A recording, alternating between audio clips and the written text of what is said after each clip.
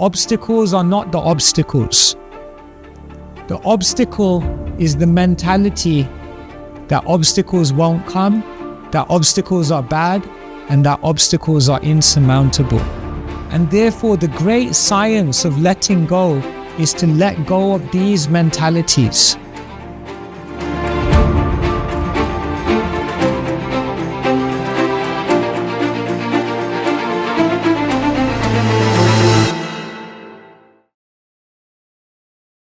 Thank you so much, Sapna, and thank you to all of you for coming. It's really my honor to be with you again. Coming to Intel is always one of the highlights of my visits to the US. And last year we had a beautiful discussion on the monk mindset and some of the habits that some of you may want to try out to increase your SQ, as they say, your spiritual quotient. And then it was beautiful to be online with you in February. We had a nice discussion on embracing the power of love.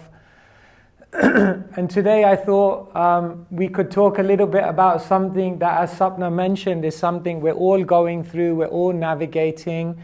As she mentioned, change in the world is unpredictable, it's unstoppable, it's uncontrollable, and probably the only constant in the world is change. And so how do we really learn to let go? How do we deal with the volatility, the obstacles of life? I was actually doing this presentation about a month ago. I was flying into Stockholm and I was doing this presentation. So I got into the Scandinavian Airways plane. And you know, there's always that moment when you get on the plane where you're like, who am I going to be sitting next to? So I came up to my seat and a lady was sitting there. So I kind of offered a smile and I sat down. And she looked at me and without a hello or anything, she said, I've seen your videos on Instagram. So I said, oh, great. She said, they're good, but I don't agree with everything you have to say. So we got into a conversation. She said, I'm a lawyer. I said, it's your job to argue. No wonder you have a problem. And then we had a beautiful conversation that whole flight about different aspects of spiritual wisdom and her perspectives, her life journey, which was fascinating. But as we were kind of descending into Stockholm and about to land, I kind of looked at her and I said, yeah, I'm just about to go into an organization tomorrow and we're speaking about the science of letting go. And I said, do you have any wisdom for me? And the moment when I asked her that, I looked at her and she kind of, her face dropped and a teardrop fell from her eye. And she said, that science I haven't learned. She said, 10 years ago he left and I still haven't learned to let go. And she went on to explain how her husband had passed away 10 years ago and how she still was really holding on to that and wasn't able to really move on in her life. And so I didn't get my answer that I was looking from, but I definitely did get confirmation that letting go is such a big thing in the world.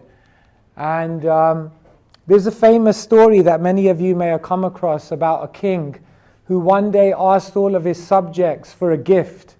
And he said, I want a gift, but specifically I want a gift which will make me happy when I'm sad and sad when I'm happy. And so he sent all of the subjects on a mission. Once I asked this question to an audience and one person just shot up and he said, marriage. I said, you said it, not me. So the king went away and one person, he came back and he said, I've got the answer. And he handed the king a box. And the king said, how is this going to make me happy when I'm sad and sad when I'm happy? And the person said, no, open the box. And as he opened the box, there was a ring. And the ring had 4 words on it. And you know what those words were, right? This too shall pass. And the king looked at it and he said, I'll wear it. I'll remember it. And when I'm happy, I won't become too elated. And when I'm sad, I won't become too dejected, because this too shall pass. In the ancient text, the Bhagavad Gita, which has been, I guess, my main spiritual reference book for 3 decades, there's a beautiful verse in Sanskrit. I'll say it for you. Krishna, who's the speaker, he speaks this kind of incredible wisdom. Matra sparshastu konteya sitoshna sukhadukada agama paino nityas tamstitikshashva bharata. He says in this beautiful verse that the non-permanent appearance of happiness and their distress and their disappearance in due course are like the appearance and disappearance of the winter and summer seasons. They arise from sense perception, and one must learn to tolerate them without being disturbed. Easier said than done. In another story, a teacher once held up a glass which was half full, half empty, whatever you want to say. And she lifted it up and she asked all her students, how heavy is this cup? And so they all gave different answers, 3 ounces, 5 ounces, 10 ounces. And she looked at them and she said, you're all wrong. This cup is as heavy as how long you hold it for. In one sense, the heaviness of the cup is not to do with how much water is in it. The heaviness of the cup is felt for how long we hold it for. And that's very, very powerful, because if we think about what does that water in the cup signify, it could be the difficulties in our lives, the disappointments that we all face, the obstacles that we encounter, the changes that happen without any expectation in such a volatile world. And some of us have a bit more water, and some of us may have a bit less. But really what's going to make that cup heavy is how long we're going to hold on to it for. And therefore one of the biggest problems in the world is that all of this can end up imprisoning us into what we call victim mentality.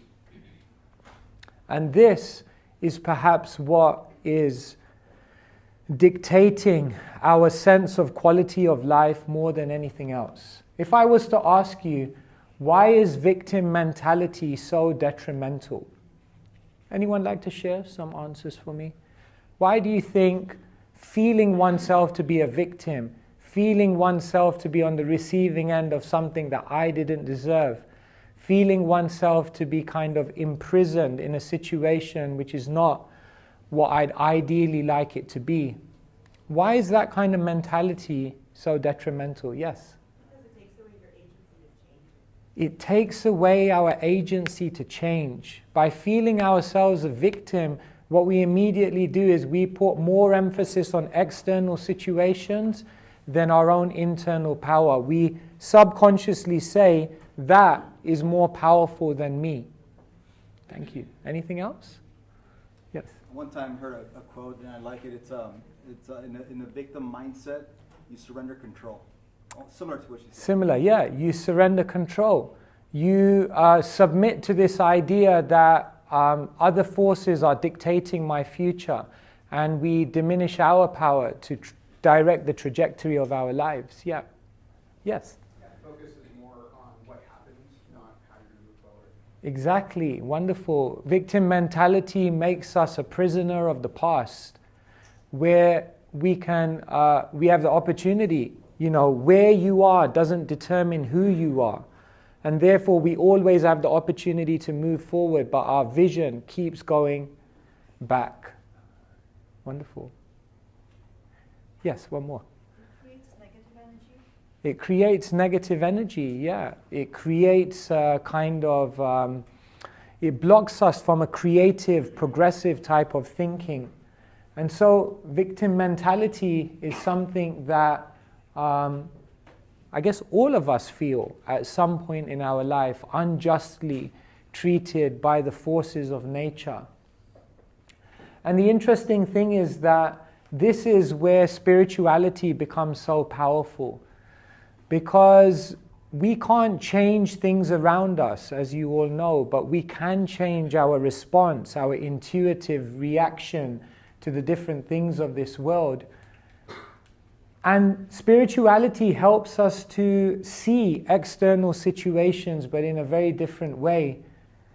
And in the Eastern spiritual tradition, obstacles, the reality of the difficulty of this world is talked about again and again. It's not something they shy away from.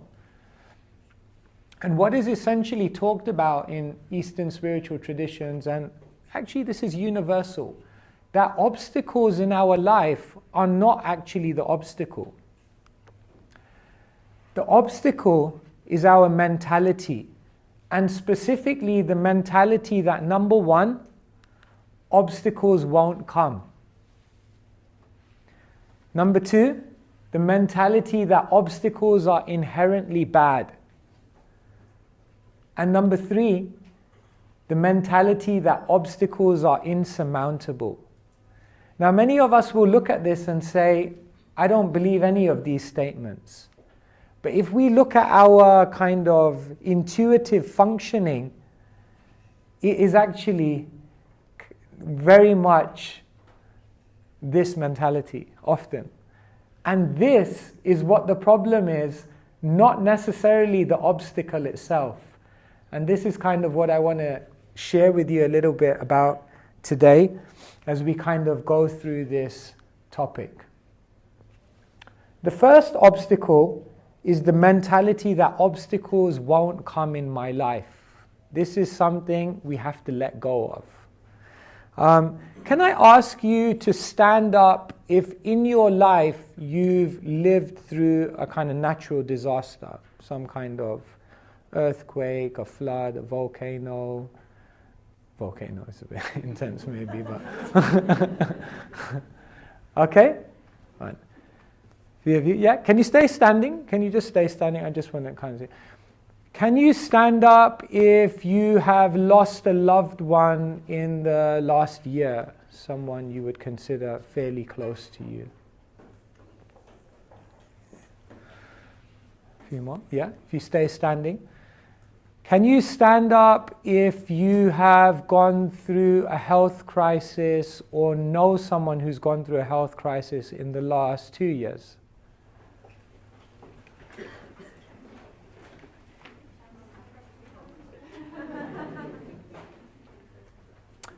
Can you stand up if you had a career obstacle in the last 2 years that you... That was the one I was... Yeah. Okay, thank you. Dear friends, you can look around and see that obstacles are universal. Yeah, please sit down now.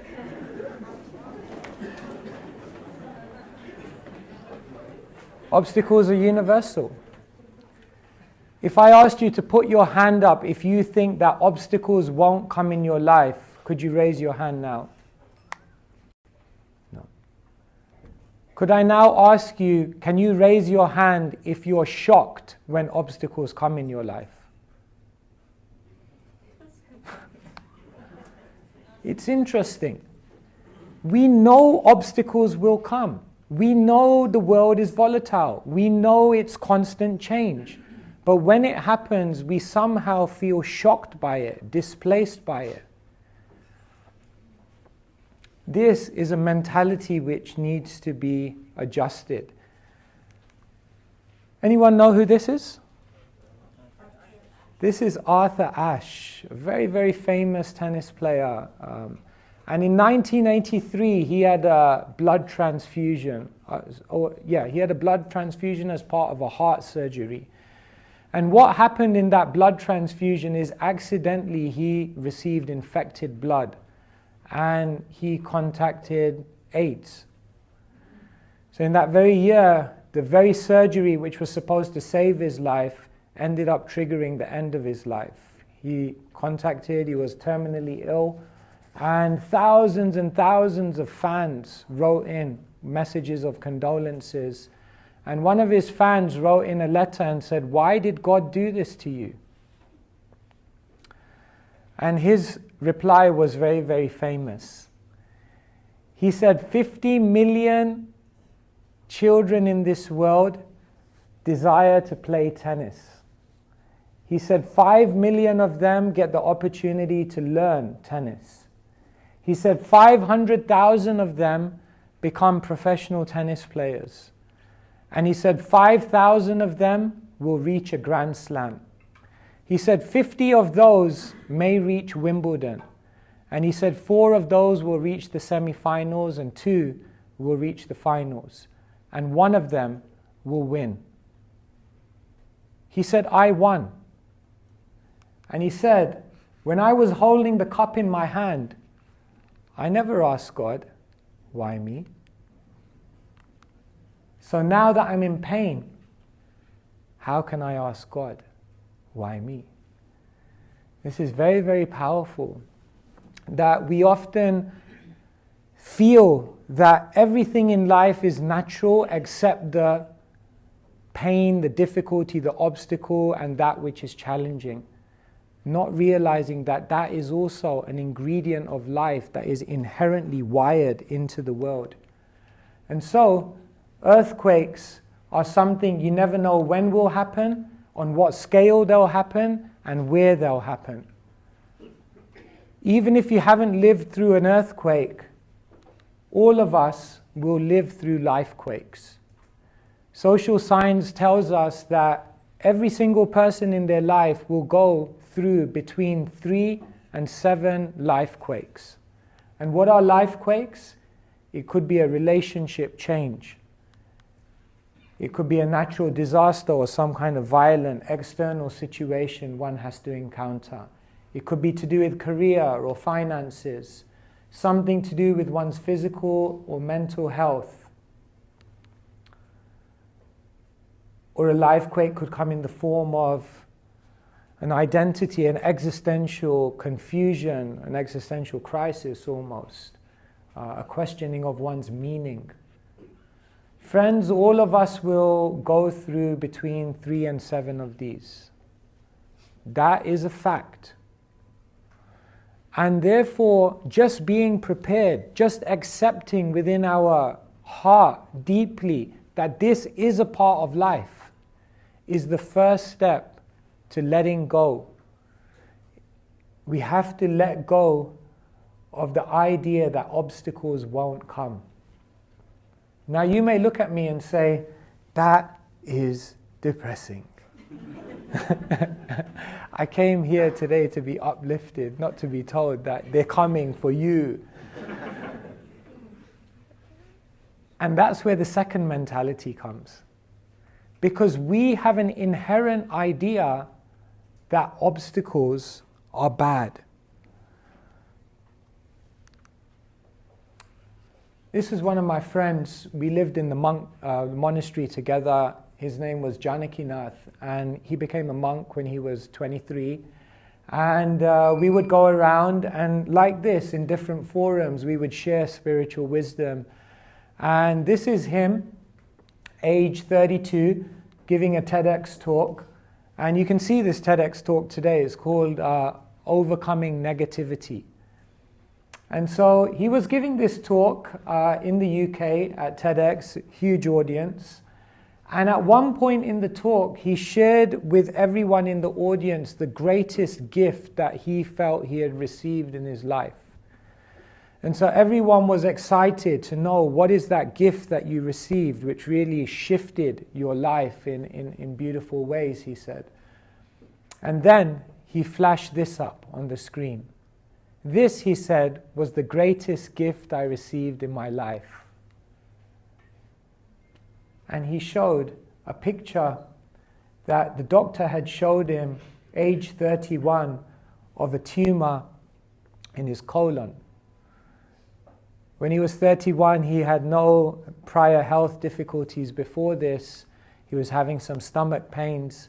He went into the hospital, he had a scan done, and the doctor told him, you've got stage 4 colon cancer, and you have to start living like you're double your age, and the reality is you probably don't have more than 3 to 5 years to live. Janakinath, we used to call him JD, he took it as an adventure. He said, it's come. Obstacles will come. And obstacles are not necessarily bad. And so he went on to do amazing things in the next 5 years of his life. I wrote a book about his life called Loving Life, Embracing Death. That title for me was very, very apt, because they sometimes seem to be two things which are in opposition. But he managed to do both things at the same time. Live his life, relish every moment, and know that death is coming, and be totally okay with that. Navigate it with grace and resilience. And so what he did in the next 5 years is he would organize retreats for cancer patients, bring them to the monastery, give them hope, give them a vision for the future, give them spiritual techniques that can help them to live their days that they have in this world in a more positive mindset. And he would often mentor those that were going through this. He felt as though he had a whole community around him who were helping him through his cancer journey, but so many would have to go through this alone. And so he would go out of his way to help those, him himself being in the same position as them.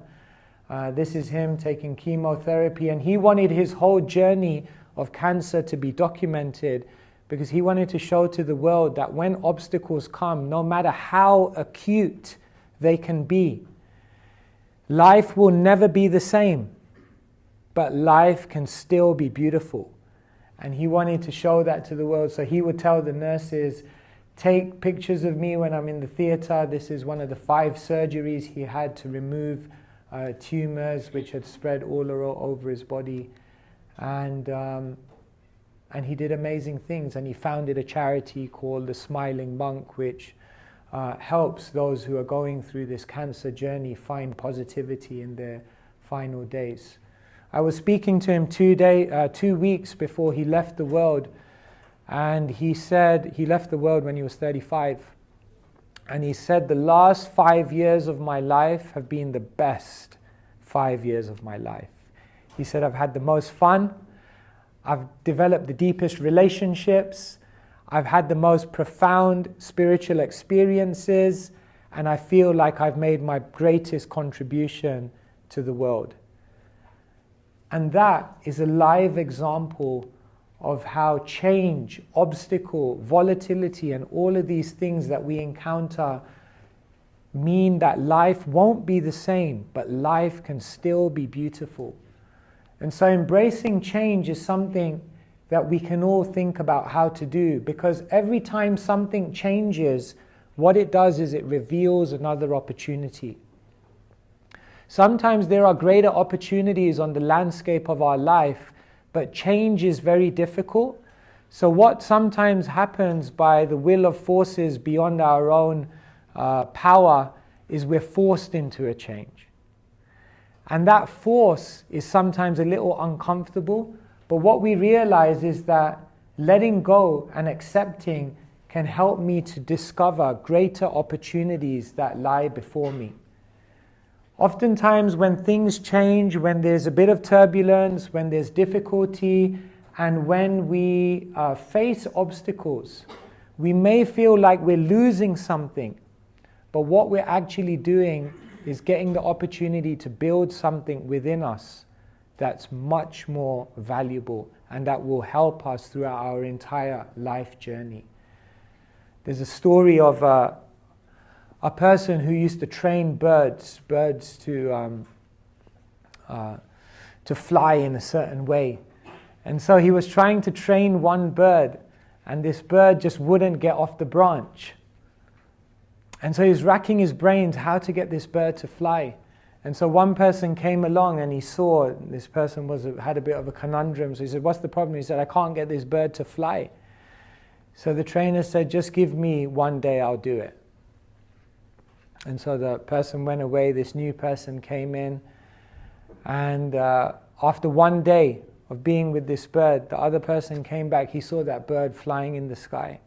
He looked at the trainer, he said, I've been trying to do this for weeks. What did you do? He goes, it was simple. I just cut the branch. I just cut the branch. Because sometimes it takes an element of force, it takes an element of being induced into reaching a higher potential. So sometimes we think we're losing, but actually we're gaining, we're building character. Change, obstacles, this helps us to reorder our priorities. In turbulence, we establish what's really, really important to us. And you'll notice that you become the most creative, you become almost the most thoughtful, you stretch your cognitive ability when faced with problems, with adversity, with difficulty. And therefore this creativity comes, and change can also upgrade our gratitude. Sometimes it takes change, sometimes it takes us to lose something to appreciate it. And so you can think right now of a change that you're going through, that you're finding difficult to accept, that you're finding difficult to embrace. And you can think about some of these things and question, is it really as bad as I think it is? Or could I begin to see all of this in a different way? We'd like to have a very, very straight and kind of predictable life without all of the ups and downs. But the interesting thing is that the life which has ups and downs may actually speed up your progress to where you actually want to be. We'd like this life. We definitely don't want all of this. But what does it do? It awakens your creativity. It builds character, all of these things. So this is the second kind of major input that the Eastern teachers give us. In one sense, what I'm sharing with you here, I think many of you intuitively know. But hearing about it, discussing it, reflecting on it, and just seeing it like this can help it to kind of sink deeper into our consciousness, so that when we do go out there in the world and we try to live this, then we're much more equipped. The final thing is that sometimes people can accept obstacles are going to come in my life. Sometimes people can accept obstacles are good for me. But sometimes we doubt our own ability and our own capacity to be able to navigate those obstacles, to navigate those changes, and be able to let go of a plan that we had that isn't going to plan. And so, changing our pain and problems into purpose and progress is a great art which requires a rewiring of the vision. A mantra that I often give to people when they're going through difficulty or change, and going through something which they inherently think is bad. The first mantra I tell them is look for the good around the bad. Okay? So this bad thing is happening in my life, and what happens is we tend to just focus in on that. But the first change of vision is to look for the good around the bad. That requires a change of vision. The second thing we can do is look for the good that comes from the bad. And the third thing we can do is look for the good that we're forced to develop in order to counteract the bad. All of this requires a change of vision. But when we're able to change this vision and implement this, then our pain and problems turn into purpose and progress. This is a great art of life, an art that we're not taught in school, and an art which requires a spiritual perspective. And so, how do we develop that change of vision? And this is one of the final things I want to share with you today, that this change of vision requires us to spend time upgrading our own vision.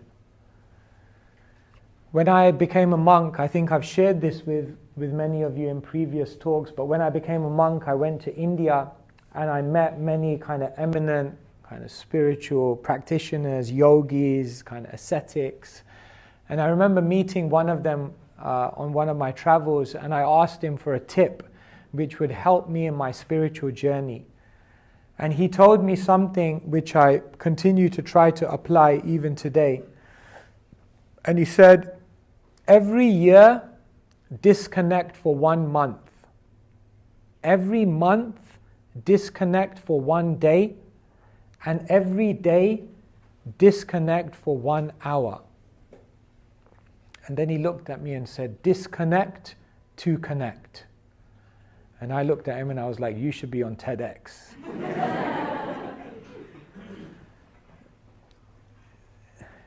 Dear friends, think about this.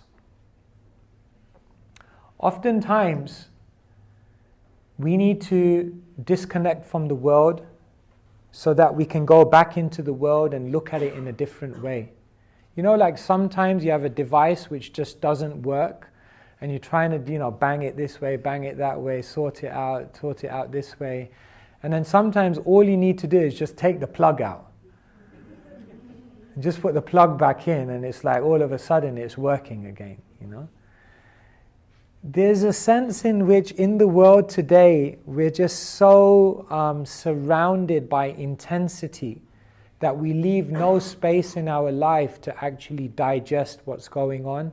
We leave no space in our life to actually upgrade our vision, and we leave no space to actually connect with our deeper self.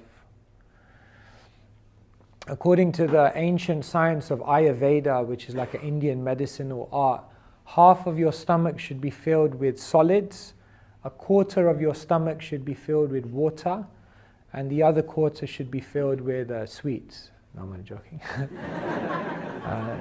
The other quarter should be filled with air. Because if there's no air, there's no room for the digestion to take place. And then you can eat and eat and eat, but there won't be any nourishment, there won't be any pleasure, there won't be any sense of vitality. So perhaps this is one of the biggest things that perhaps all of us need to work on in our lives, which just become intensely busy, finding some time for disconnection.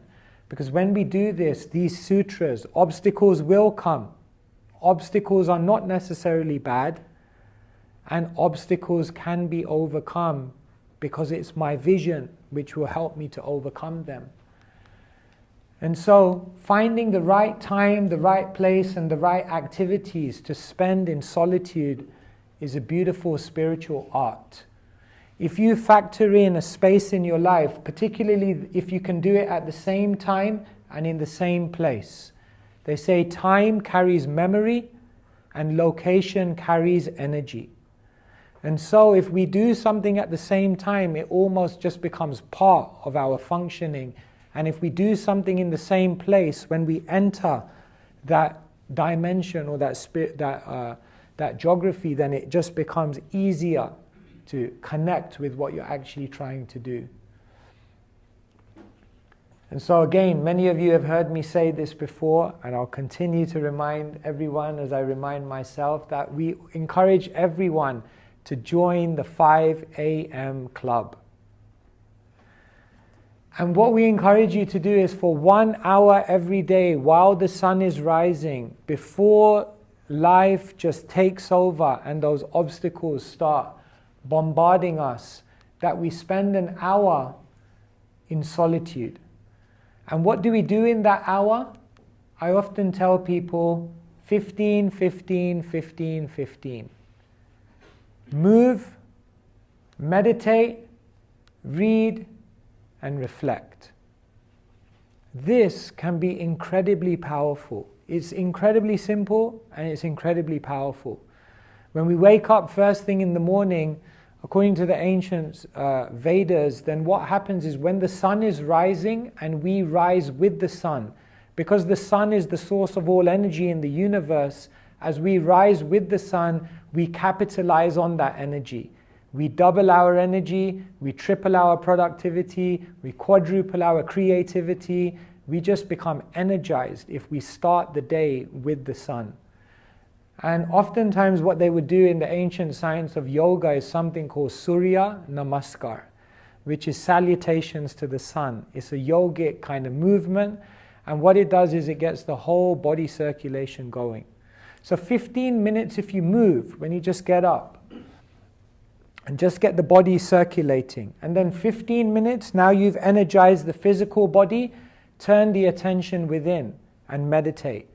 We do different types of meditation, pranayama, mantra, whatever helps you to focus your mind and disconnect from the thoughts of the world and the affairs of the world. And then 15 minutes of reading.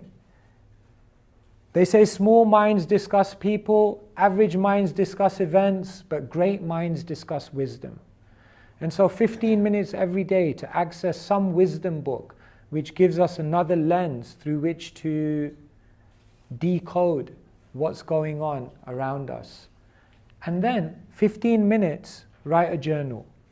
What are your thoughts, your hopes, your fears? What were your observations? What are your affirmations? All of these things can be documented in a journal, and it becomes a very, very powerful way of actually digesting life. And so, to summarize, obstacles are not the obstacles. The obstacle is the mentality that obstacles won't come, that obstacles are bad, and that obstacles are insurmountable. And therefore, the great science of letting go is to let go of these mentalities. And how do we do that? We adjust our expectations. We embrace the situation that we're in. And we aspire for a deeper inner connection, which gives us the resilience and the presence of mind to be able to actually navigate the world that we're living in. So these were some thoughts I wanted to share with you, and I hope some of that resonated with you. Thank you so much.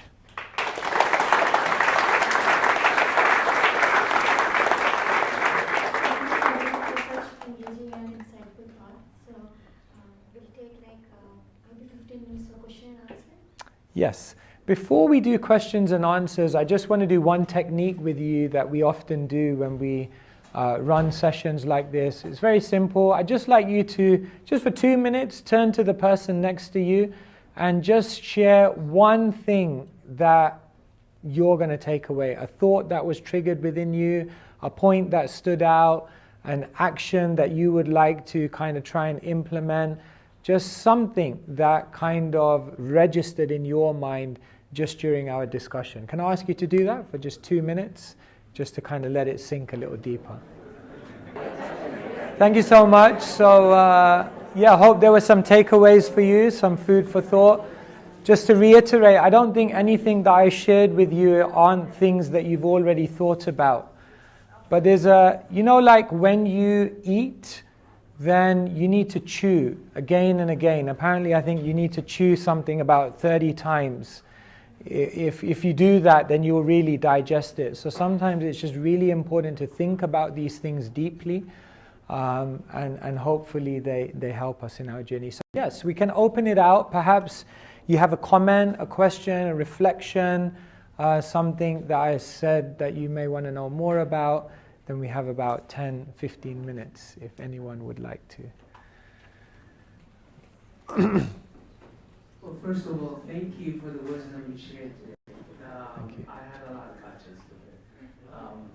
One thing I'd like to ask you, and the first compliment about the joining the 5 a.m. club, I was sharing with my fellow worker here, about me not even thinking about that as an option, to disconnect, to connect. And it's to connect with my own psyche, my own So I appreciated that. My question to you is, have there been any life situations that you dealt with that, with all your wisdom, it was very difficult for you to apply everything? Thank you so much, yeah. When I was 21, I had just graduated and I had studied at UCL Computer Science and Management. Could have got a job at Intel, maybe. But I decided I couldn't do that. That wasn't my calling. And everyone has their own calling, and you can be spiritual in any sphere of life. But for me, that was not my calling. And my calling was to go on the monastic path. And you can imagine what that does to your mum and dad.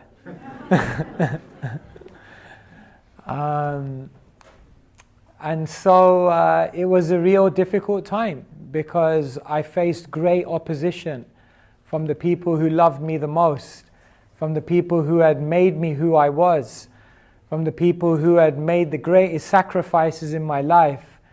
And I was faced with making this decision which just broke their heart, literally.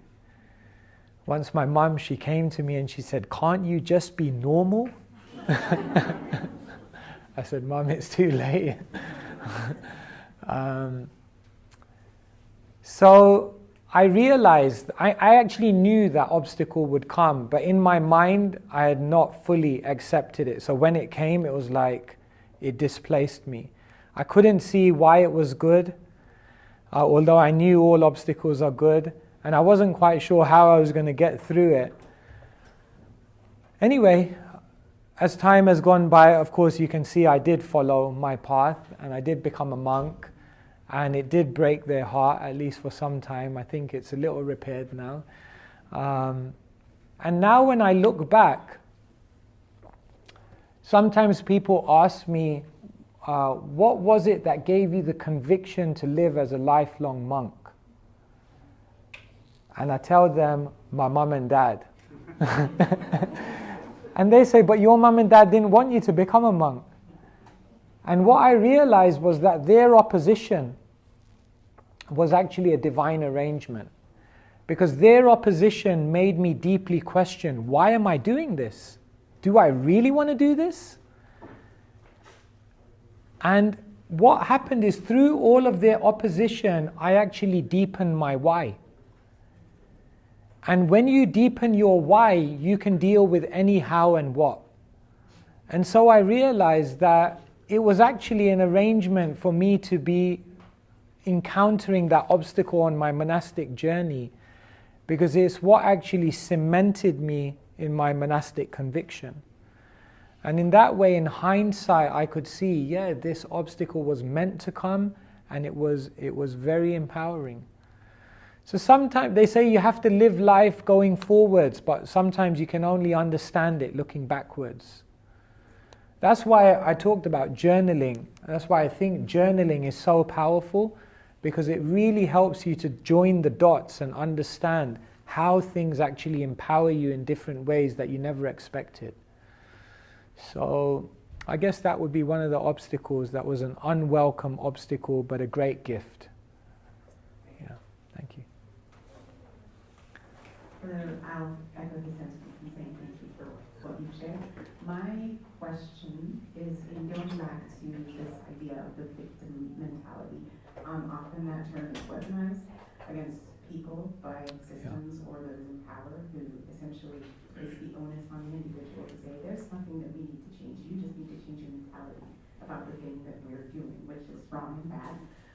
And so I'd like for you to address, right, the idea of enduring versus changing the systems in place that would seek to, I guess, encumber people on their path. Yeah, thank you so much. Yeah, in the name of everything happens for a reason, everything is good for you, we can't lose our desire to also improve things, change things, address things. When we absorb these spiritual kind of mindsets, it shouldn't make us passive. We should still be active, conscious change makers in the world. The idea of not having a victim mentality is that not that you don't strive to make a change to external situations, but that all the while you realize that there is an internal lesson and a gift that I'm receiving in this situation. And I think there's a way in which to make a change to the world, to say this is wrong, or this needs to be changed, or this person needs to be addressed.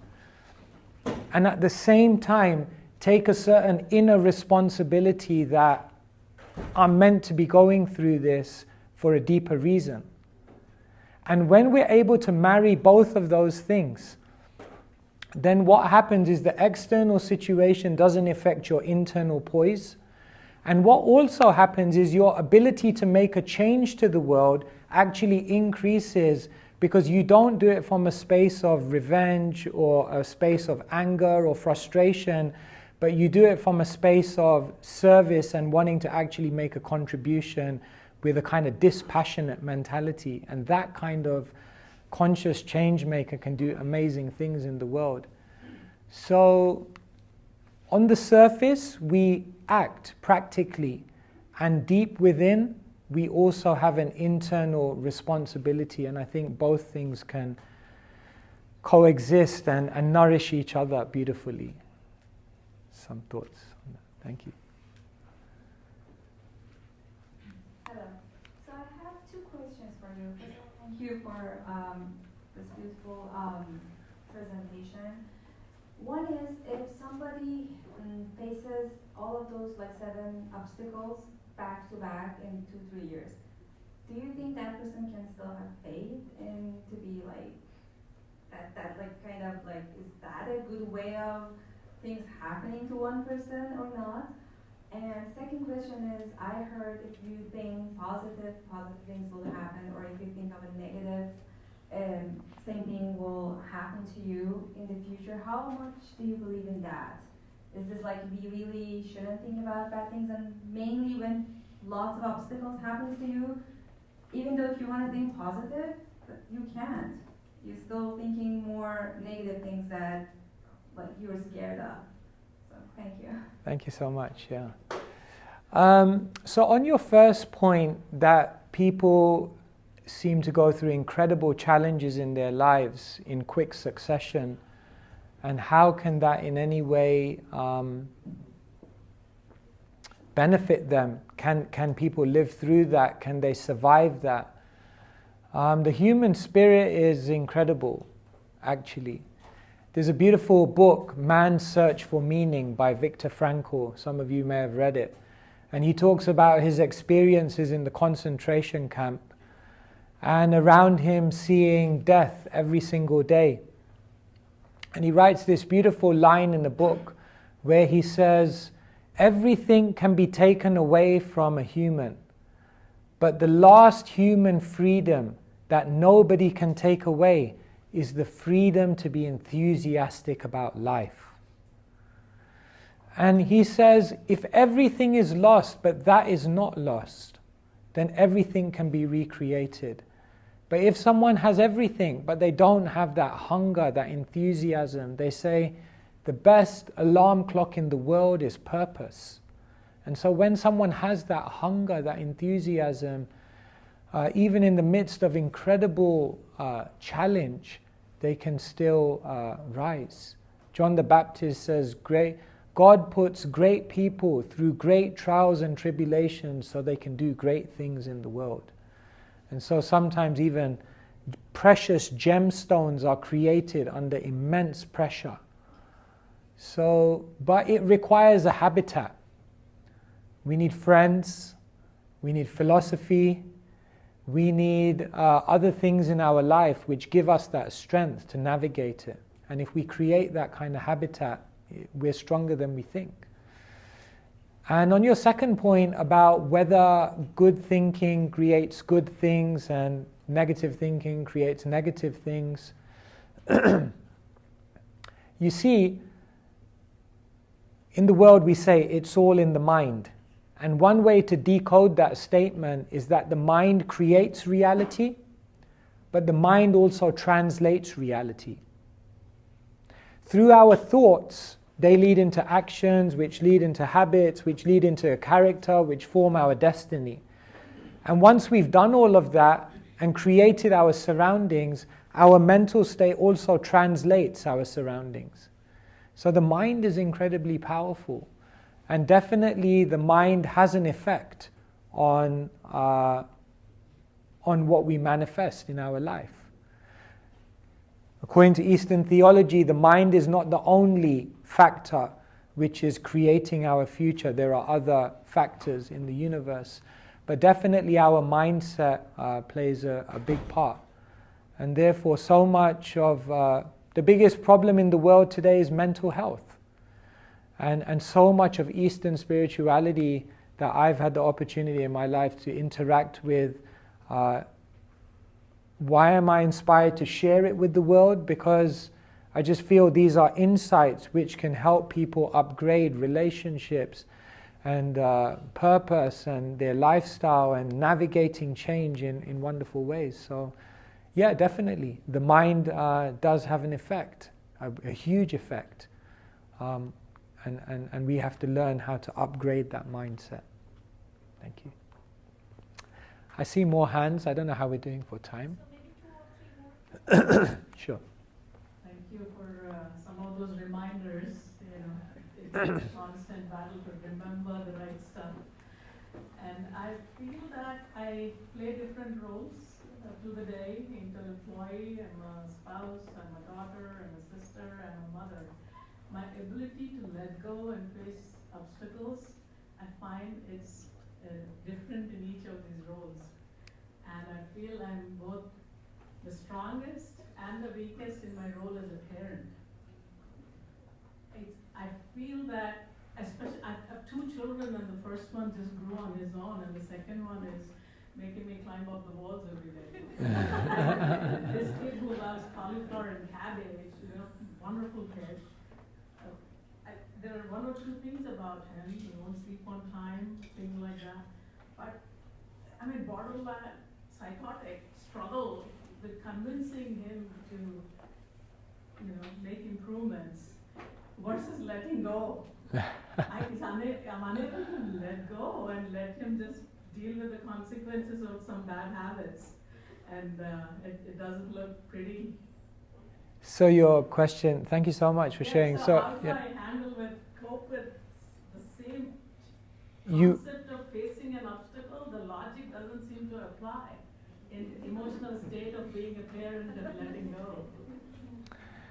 Yeah, as a parent, you have great desires, great hopes for your children, and you have to put energy and effort and endeavor into that. At the same time, you have to accept that they're a conscious entity who have their own free will. Sometimes we try to control the lives of our children. It said that once there was a husband and a wife and they were arguing, he's going to be a doctor, he's going to be a lawyer, he's going to be a doctor. So the argument got so intense that they went to the court. And so the judge was hearing them, and the mum was saying, lawyer, and the dad was saying, a doctor, lawyer, doctor. And then the judge looked at both of them and said, why don't you just ask him what he wants to be? And they looked back at the judge incredulously and they said, he isn't born yet. And it was almost this reminder that, we try to control beyond what we're meant to. But at the same time, you can't be completely aloof. You have to be involved. You have to give an effort. So what's that balance? I guess that's where the serenity prayer comes in. God, give me the courage to change what I can. Yes. God, give me the serenity to tolerate what I can't change, the courage to change what I can change, and the wisdom to know the difference between the two. And there's a certain point where you have to say, I've invested the entirety of my good intention. I've invested the entirety of my attention, and I've invested the entirety of my action. I've practically done everything I can. And I can go to bed at night and say, I did everything I could, and now they have to walk that journey.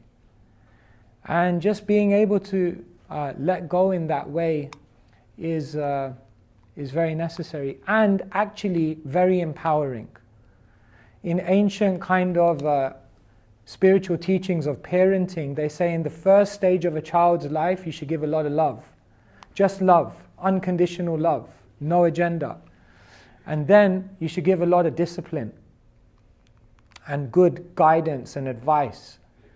And then, after you've done that, you just have to give friendship and independence. And you have to let them own that decision. And therefore, it's not just simply sequential like that. We use different amounts at different times. But that principle of knowing, I've done what I can do, now they have to own the direction of their own lives, you know. Coming from someone who doesn't have kids and probably never will. But I speak to a lot of parents. So. Thanks for sharing this. Thank you so much. My question revolves around more of the energetic side of things. I think you touched on, the block of energy. I think it was through the victim mentality. But I think as human beings, we go through some pretty tough stuff when we're on this planet, right? Some of us are exposed to some pretty severe traumas, and we carry that in ourselves energetically, right? And we can feel it. And sometimes it gets stirred up because it hasn't been released. Yeah. Any advice on releasing, past traumas from life's challenges such that we can be free and not carry that with us? Oh, wow. Thank you so much. Such a beautiful question. We carry so much with us. Sometimes in psychology they say we have a pain body. And we almost carry this with us, and it becomes a heavy weight. And we don't know what to do with that. It's almost like undigested food in the stomach. How do you process all of that? One thing I shared was the art of journaling. You see, sometimes people think of writing as something that you do to express your thoughts. But the Trappist monks, Thomas Merton, he said, writing is also a beautiful way to discover your thoughts. When I journal, I've journaled for 25 years now, sometimes I feel like what I do when I journal is as I'm writing, I'm almost taking my mind and I'm putting it here. And then I'm looking at it and I'm editing my words. And as I edit my words, I feel like I'm editing my own consciousness. It's very therapeutic. So I think journaling is a beautiful way to kind of understand more about our own inner world that we live in every day but often haven't really explored. The second thing I would say, which probably people don't do enough of today, is just to talk about it, to share, to actually express one's heart, to receive inspiration from someone else. It's difficult to see the picture when you're inside the frame, and therefore sharing what you're going through with someone and being able to hear some feedback is also incredibly powerful. And then we would say on a deeper spiritual level, we almost,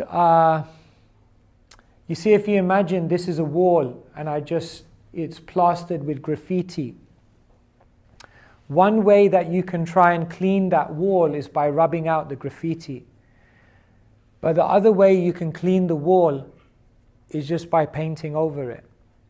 And by introducing another type of energy, another type of impression, another type of spiritual experience, which almost trumps and transcends and kind of overlays all of that negativity. And therefore meditation and yoga.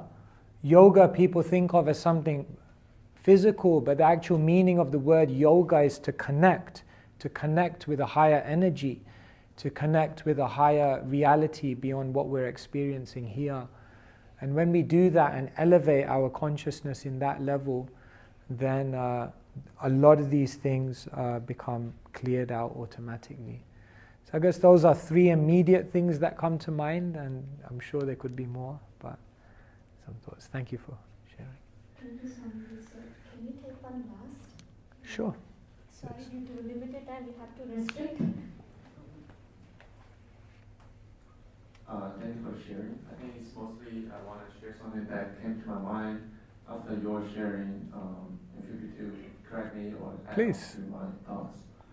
So I think it's like go back to two things. One is about the victim mentality. I was thinking of why people have this mentality. Maybe it goes back to people thinking, oh, I don't deserve this. It's not meant for me. And maybe in some ways that people come to the world thinking that we should enjoy the life more.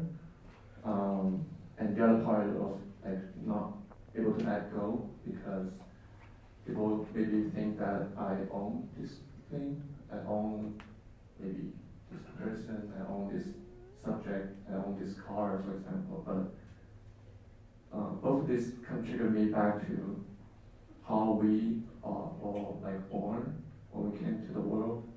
We came to the world naked, nothing in our hand, nothing on our body. So we never owned anything as we came to the world. And we came to the world crying. So we didn't laugh. And in a way, it's telling us that we come to the world to suffer in some way.